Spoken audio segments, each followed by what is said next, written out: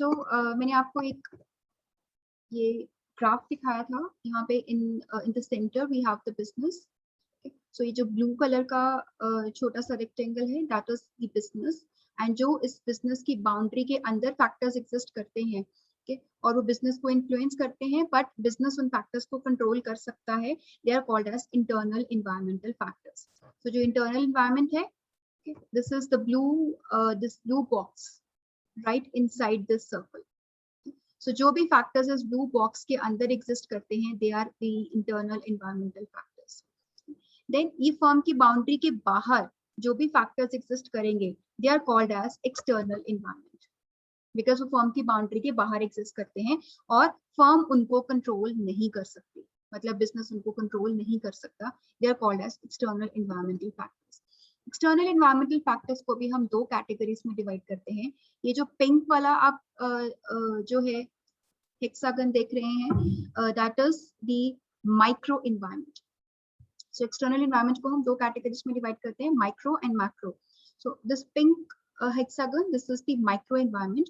Micro environment means company का immediate external environment, वो external environment जो कंपनी को directly influence करता है, they are called as micro environmental factors। और इसमें आ जाते हैं मैं components अभी next we discuss करती हूँ। And then in this blue circle we have those environmental factors which have an indirect impact on the business. Okay. So I hope the meaning is clear to everybody. Internal environment मतलब वो factors जो company के boundary के अंदर exist करते हैं और वो कंपनी को इतना ज्यादा कंट्रोल नहीं करते। कंपनी उन फैक्टर्स को जो है अपने कंट्रोल में रख सकती है, इनको चेंज कर सकती है। And external environment means those environmental factors जो कंपनी के बाउंड्री के बाहर एग्जिस्ट करते हैं और वो फैक्टर्स कंपनी के बिजनेस को इन्फ्लुएंस करते हैं। एक्सटर्नल एनवायरमेंट आगे दो कैटेगरीज का होता है, micro and macro. Micro environment means those factors जो इमीडिएट एक्सटर्नल एनवायरमेंट होते हैं, इमीडिएटली कंपनी के बाउंड्री के बाहर, द पिंक हेक्सागन वाले फैक्टर्स, ये वो कंपनी के ऊपर डायरेक्ट इंपैक्ट करते हैं। And macro environmental factors means जो ब्लू वाले सर्कल में एग्जिस्ट कर रहे हैं, दोज एक्सटर्नल एनवायरमेंटल फैक्टर्स जो कंपनी को इनडायरेक्टली इफेक्ट करते हैं। Okay, now let us in detail discuss one by one कि internal environmental factors में क्या include होता है और external में क्या include होता है। सबसे पहले we have internal environment, जिसमें कौन कौन से factors आ जाते हैं। कंपनी की value systems, कंपनी की values, कंपनी का mission, उसके objectives, कंपनी का structure, कंपनी का culture, उसके human resources, कंपनी की labor and कंपनी के physical and technological resources। तो ये वो फैक्टर्स हैं जो कंपनी की बाउंड्री के अंदर एग्जिस्ट करते हैं और कंपनी इनको कंट्रोल कर सकती है। ये कंपनी को ये कंपनी को इन्फ्लुएंस नहीं करते, जबकि कंपनी इनको इन्फ्लुएंस करती है और इनको कंट्रोल करती है। एक बिजनेस की वैल्यूज हो गई, उसके मिशन हो गए, ऑब्जेक्टिव्स हो गए, ये कौन डिसाइड करता है? कंपनी की टॉप मैनेजमेंट।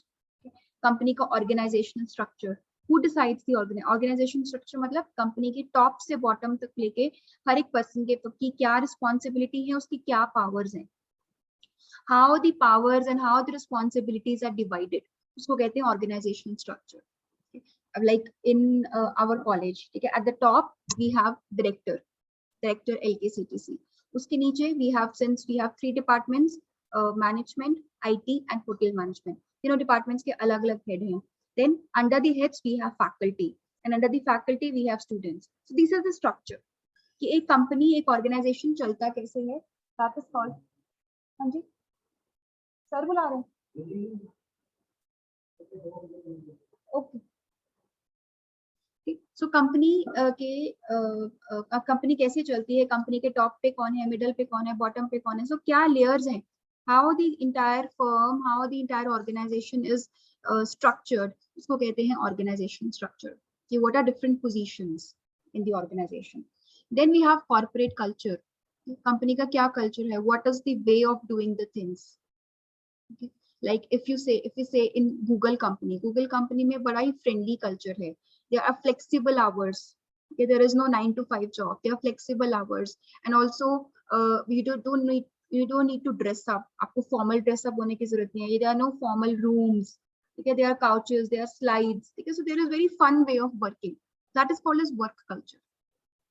So एक ऑर्गेनाइजेशन में कल्चर कैसा है, काम करने का क्या तरीका है, that is corporate culture. Then उस कंपनी के में कैसे के एम्प्लॉयज हैं, उनकी क्या क्वालिटी है, what is the level of commitment, what is the turnover rate of the employees, ठीक है, so कंपनी के एम्प्लॉयज का स्टेटस क्या है, देन लेबर, कंपनी की लेबर यूनियंस, देन कंपनी के पास क्या रिसोर्सेज हैं, फिजिकल रिसोर्सेज में आ जाते हैं सारे टैंजिबल रिसोर्सेज, देन कंपनी के टेक्नोलॉजिकल रिसोर्सेज, कंपनी के पेटेंट्स, ट्रेडमार्क्स, कॉपीराइट्स, आईपीआर, ये सब आ जाते हैं टेक्नोलॉजिकल रिसोर्सेज. सो ये सब वो फैक्टर्स हैं जो कंपनी के अंदर एग्जिस्ट करते हैं और कंपनी इनको कंट्रोल करती है. ये कंपनी को कंट्रोल नहीं करते, कंपनी डिसाइड करती है उसकी क्या ऑब्जेक्टिव होगा, कंपनी डिसाइड करती है कि उसको कैसे के एम्प्लॉयज रखने हैं, कैसे का प्रोडक्ट बनाना है, क्या खरीदना है, कैसी टेक्नोलॉजी होनी चाहिए, कैसा वर्क कल्चर होगा. सो कंपनी डिसाइड करती है ये सब. Okay, so these factors they exist inside the company और ये कंपनी को कंट्रोल नहीं करते, ये कंपनी को इम्पैक्ट नहीं करते, रादर कंपनी इनको कंट्रोल करती है. दैट इज व्हाई हम इनको कहते हैं इंटरनल एनवायरनमेंट. सो हम अपने सब्जेक्ट में इनको नहीं पढ़ेंगे. क्यों नहीं पढ़ेंगे? बिकॉज ये कंपनी को इन्फ्लुएंस नहीं करते, rather company decides about these factors. They don't influence the company but companies business influence these factors. That is why हम इनको डिटेल में स्टडी नहीं करते, हम जिस सिर्फ ये देखते हैं कि कौन कौन से फैक्टर्स हैं जो कंपनी के इंटरनल एनवायरनमेंट का पार्ट है. Then the important one is the external environment. That means company के वो फैक्टर्स जो कंपनी की रीच के बाहर हैं, कंपनी की बाउंड्री से बाहर एग्जिस्ट कर रहे हैं, पर वो कंपनी को कंट्रोल करते हैं, कंपनी को इन्फ्लुएंस करते हैं. They are called as external environment. अब एक्सटर्नल में आता है एक माइक्रो, एक macro. Micro means those factors जो कंपनी को डायरेक्टली इन्फ्लुएंस करते हैं. They are immediate external environment. So उनकी एक्टिविटीज से कंपनी के ऊपर डायरेक्ट इम्पैक्ट होगा. They are micro environmental factors. उसमें हमारे पास आ जाते हैं हमारे सप्लायर्स. सप्लायर्स मतलब जो पार्टीज जो हमें रॉ मटेरियल सप्लाई करती है. So like if I have a business of furniture. Okay, so furniture के लिए what is the basic raw material? Wood. So जहाँ से मेरे पास wood आता है, जहाँ से मैं जिनसे मैं wood खरीदती हूँ, they are my suppliers. Okay, so suppliers means those business parties who supply you the raw material for manufacturing the product. Okay, मतलब जो भी आपको अपनी प्रोडक्ट की मैन्युफैक्चरिंग के लिए कुछ भी इनपुट प्रोवाइड कर रहे हैं, they are called as your suppliers. Okay, so suppliers of the factors of production, they are the first component of micro environment. दूसरे आ जाते हैं सबसे इंपॉर्टेंट हमारे कस्टमर्स. सो इन पार्टीज के साथ हम डायरेक्टली डील करते हैं, इसीलिए ये हमारे ऊपर डायरेक्ट इम्पैक्ट करते हैं. That is why we call them micro environment. So customers definitely they are the most important ones जिनको आप अपना सामान बेचते हो. So customers they are another type of micro environmental factor.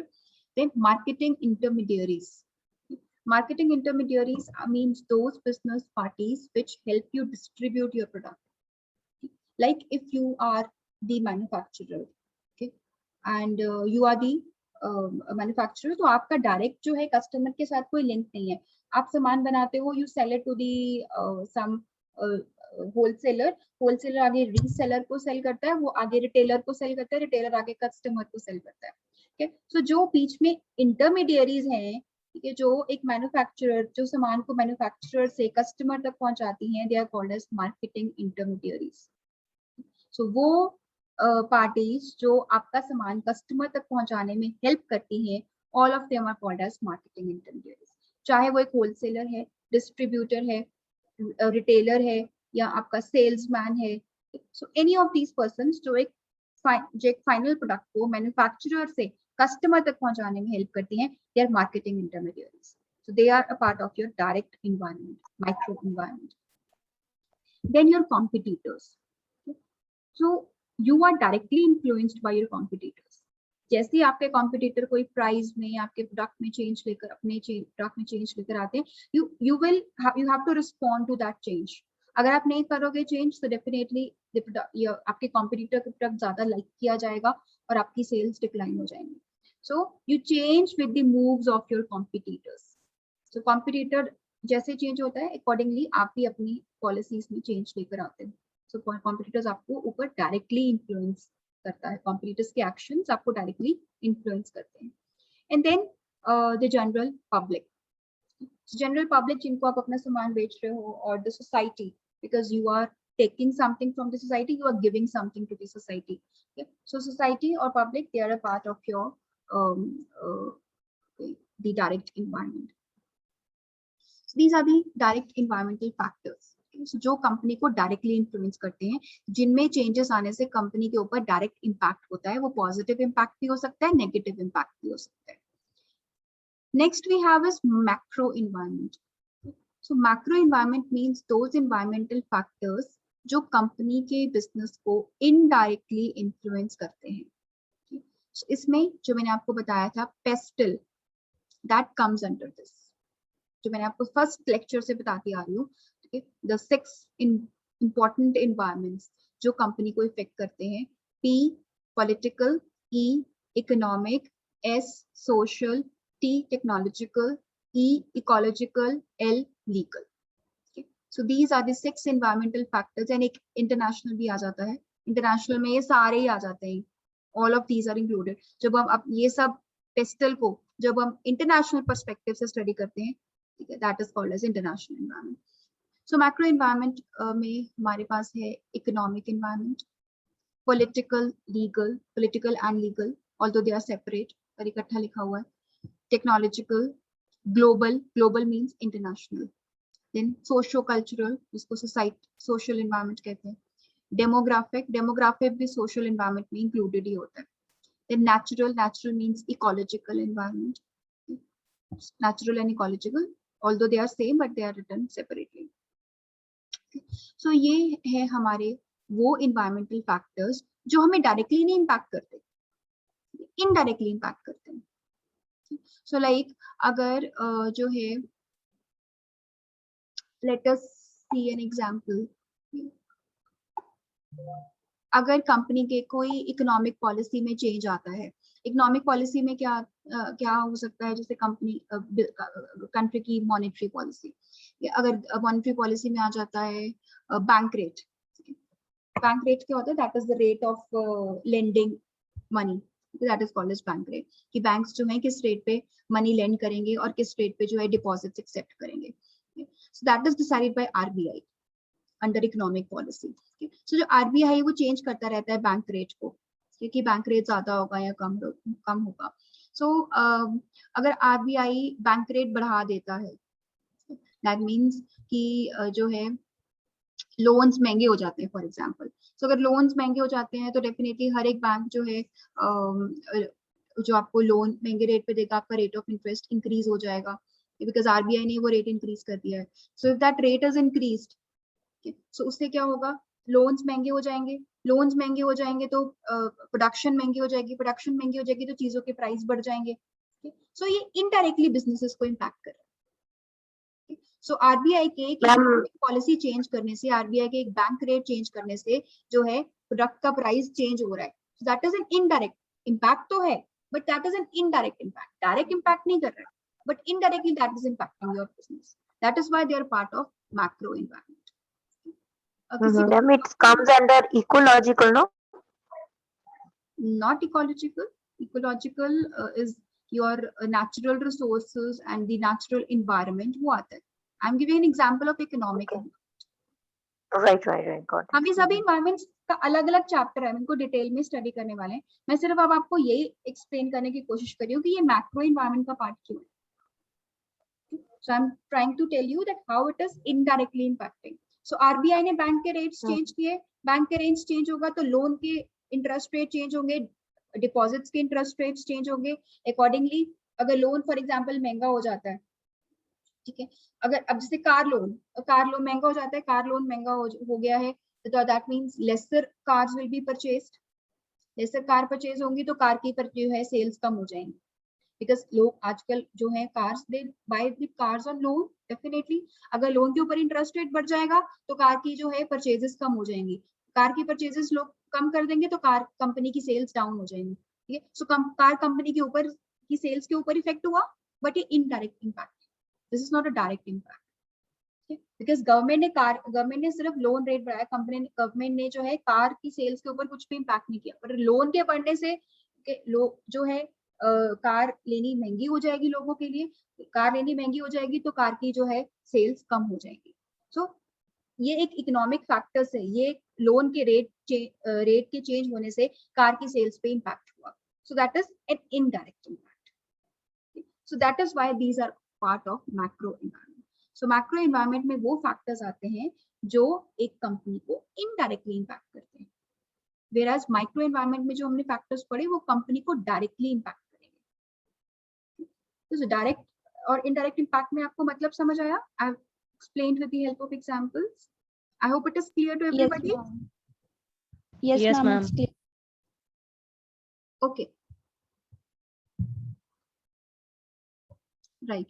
Okay. So again, I'll go back to the previous picture. Here, जो है firm centre में है, जो ब्लू वाले रेक्टेंगल में जो भी फैक्टर्स आएंगे वो आएंगे इंटरनल इन्वायरमेंटल फैक्टर्स। यहाँ पर उनको क्यों स्टेट नहीं किया गया? Because they are not important. Why they are not important? Because company उनको कंट्रोल कर सकती है। ये तो एक्सटर्नल इन्वायरमेंटल फैक्टर्स होते हैं जो जिनको कंपनी कंट्रोल नहीं कर सकती। इसीलिए हम इंटरनल इन्वायरमेंट को कहते हैं कंट्रोलेबल इन्वायरमेंट और एक्सटर्नल इन्वायरमेंट को कहते हैं uncontrollable environment. Because external environment को कंपनी कंट्रोल नहीं कर सकती, उसके हिसाब से कंपनी को चेंज होना पड़ता है। Right? So give me a minute, again I am getting an important call.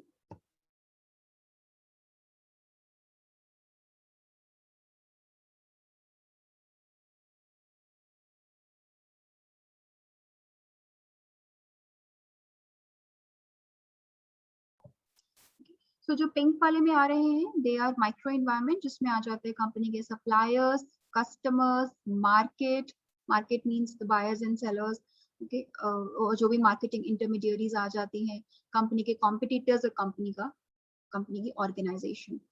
So these are all a part of external environment. Then in micro external environment, then we have macro external environment, इसमें आ जाते हैं economic environment, legal जिसमें government and legal environment, political environment, cultural environment, technological and demographic environment. So specifically हमने 7 तरीके के environment study करने हैं। Again I will tell you once again, these are P for political, E for economic, S for social, T for technological, E for ecological, L for legal and lastly is international, या फिर इसको कहते हैं global environment. सो हमारे 3 units में हमने यही पढ़ना है, all these different types of environments. So अभी मैंने आपको सिर्फ शॉर्टली बताया है, but we will study them separately in different chapters.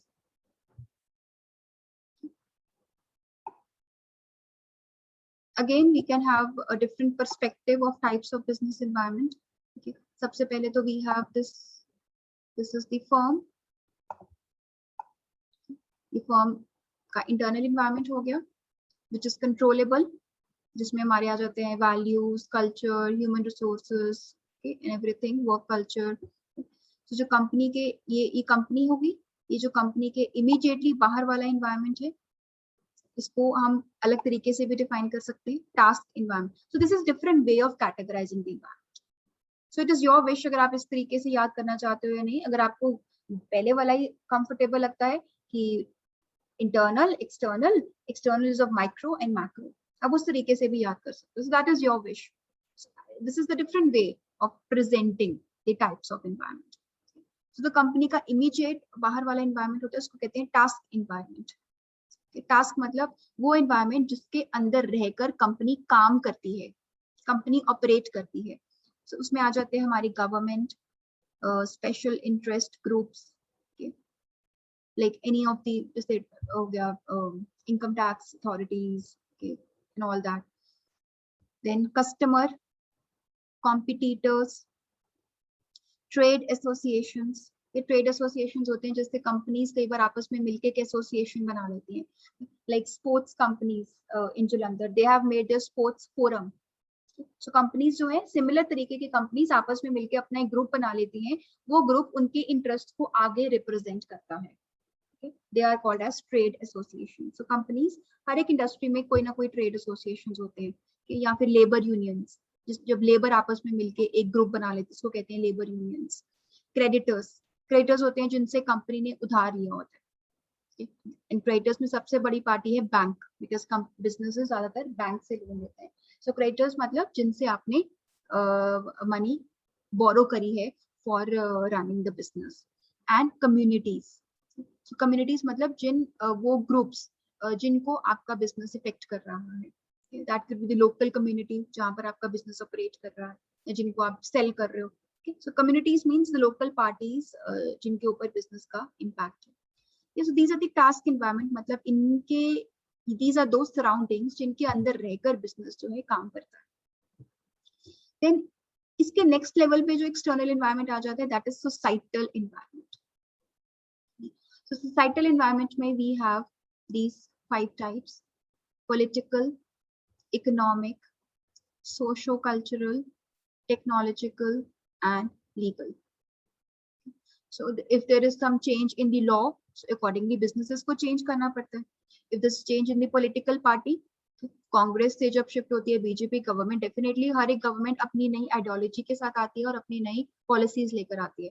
तो वो पॉलिसीज चेंज होंगी तो बिजनेस के ऊपर भी इफेक्ट होगा. कंपनी में आरबीआई अगर इकोनॉमिक पॉलिसीज में चेंज लेकर आएगी, रेट्स चेंज करेगी, तो भी बिजनेसेस में इफेक्ट होगा. नई तरीके की टेक्नोलॉजी आएगी कंट्री में, तो पुरानी जो है ऑब्सोलीट हो जाएगी. So it will also impact the status of the business. So these are the society, इसको कहते हैं societal environment.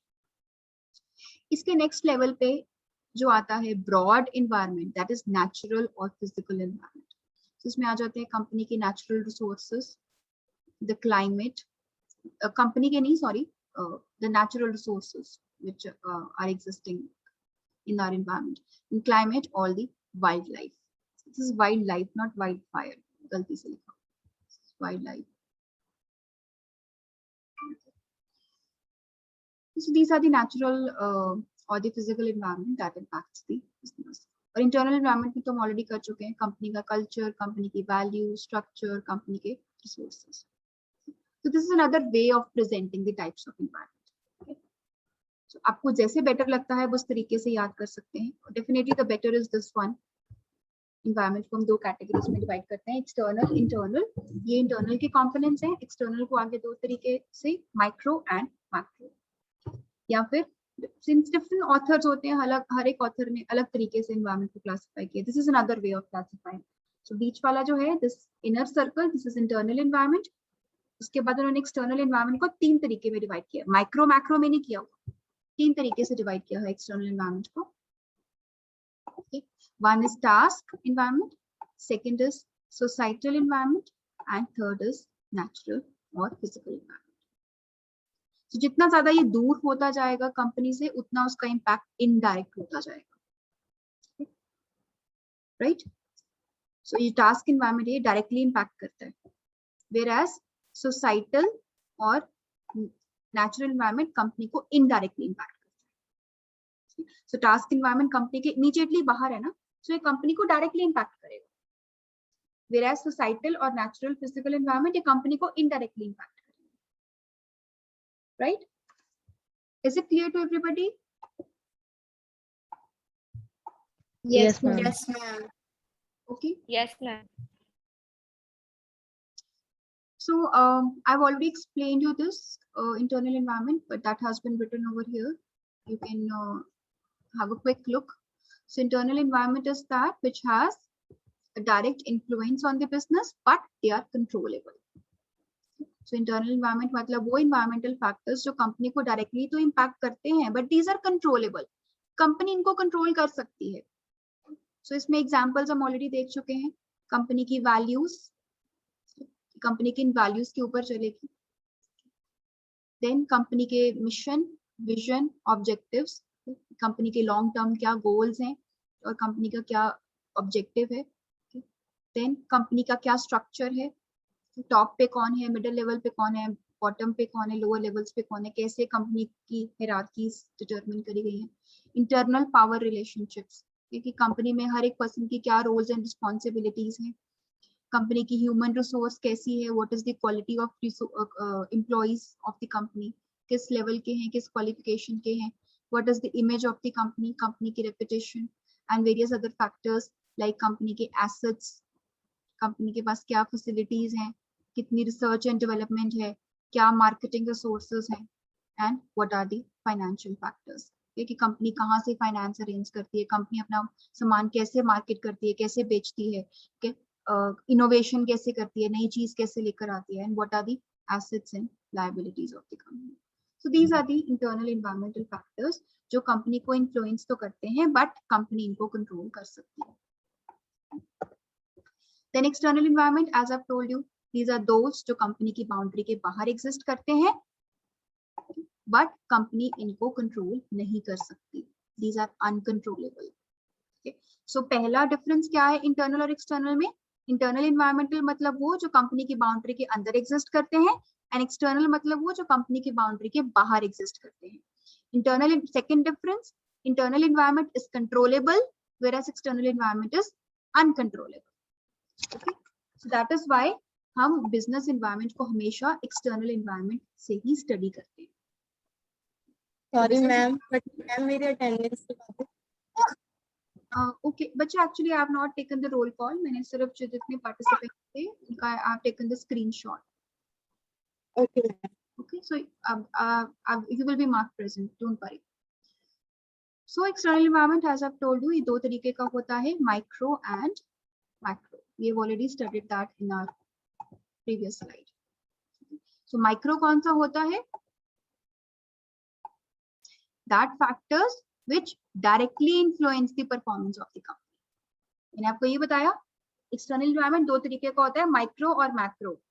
माइक्रो मतलब वो जो कंपनी को डायरेक्टली इन्फ्लुएंस करता है और मैक्रो मतलब वो जो कंपनी को इनडायरेक्टली इन्फ्लुएंस करता है. So micro is the most immediate environment of the company. Company के जो बाउंड्रीज के बिल्कुल जो बाहर एग्जिस्ट करता है, जो कंपनी को डायरेक्टली इन्फ्लुएंस करता है और इमीडिएटली इन्फ्लुएंस करता है. So micro environmental factors, they are more closely related to the company than macro factors. तभी हम कहते हैं कि माइक्रो एनवायरनमेंट डायरेक्टली इफेक्ट करता है और मैक्रो एनवायरनमेंट इनडायरेक्टली इफेक्ट करता है. सो माइक्रो डायरेक्टली इफेक्ट करता है, दैट इज क्यों? Because they are closely related to the company. These factors, ये वो फैक्टर्स है जिनके बीच में रहकर कंपनी का बिजनेस काम करता है, कंपनी काम करती है, कंपनी एग्जिस्ट करती है, इसलिए वो कंपनी को इमीडिएटली और डायरेक्टली इफेक्ट करते हैं. बट यहाँ पर ये चीज हमने ध्यान रखनी है कि micro factors affect different industries in different ways. So जरूरी नहीं है कि अब I hope all of you understand the meaning of industry. Industry मतलब broad product line, broad area. उस इंडस्ट्री में बहुत सारी कंपनीज होती हैं. जैसे हम कह सकते हैं ऑटोमोबाइल इंडस्ट्री.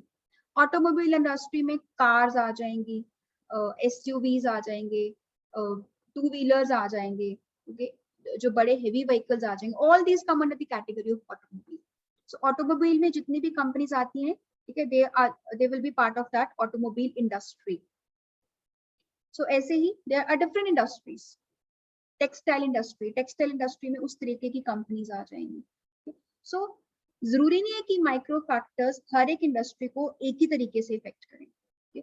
अब टेक्सटाइल इंडस्ट्री में, ठीक है, फॉर एग्जांपल जो है आपके लिए कस्टमर ज्यादा इंपॉर्टेंट हो सकता है, whereas ऑटोमोबाइल इंडस्ट्री में आपके लिए सप्लायर ज्यादा इंपॉर्टेंट हो सकता है. सो इट इज नॉट, मतलब जो हमने फैक्टर्स पढ़े हैं माइक्रो एनवायरनमेंट में, हमने जो फैक्टर्स पढ़े हैं, कस्टमर, हमारे सप्लायर्स, गवर्नमेंट, कॉम्पिटिटर्स, सो ये कैसे कंपनी को इफेक्ट करेंगे वो हर एक इंडस्ट्री का में डिफरेंट होगा. हर एक इंडस्ट्री में वो अलग तरीके से इम्पैक्ट करेंगे. So as I told you कि टेक्सटाइल इंडस्ट्री में कस्टमर ज्यादा इंपॉर्टेंट हो सकता है. Okay, customer is a part of micro environment, whereas in automobile industry supplier may be more important or competitor may be more important.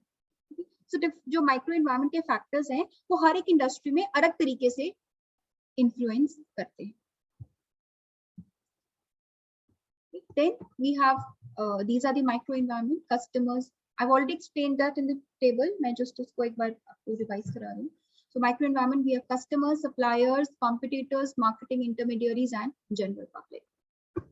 Then we have macro environment. Macro environment मतलब वो external environment जो company को indirectly impact करता है. दोनों uncontrollable है, micro भी uncontrollable है, मैक्रो भी अनकंट्रोलेबल है, बिकॉज वो दोनों एक्सटर्नल एनवायरमेंट है, and external environment is uncontrollable. But micro environment directly impact करता है बिजनेस को और मैक्रो एनवायरमेंट इनडायरेक्टली इंपैक्ट करता है। ओके, सो मैक्रो एनवायरमेंट में कौन कौन से हैं? We have PESTEL, political, economic, social, technological, ecological and legal. So सबसे ज्यादा important जो है वो यही है। These are the macro environmental factors which are the most important और इन्हीं को ही हमने आगे पढ़ना है, right? So ये आपने याद रखना है। These are the 6 in macro environmental factors जो एक बिजनेस को इफेक्ट करते हैं, ऑल्दो वो इनडायरेक्टली इफेक्ट करते हैं, but these are the most important ones और इन्हीं को ही हम डिटेल में स्टडी करें। Any doubt till now? No, ma'am. Any doubt? Okay, so today we have covered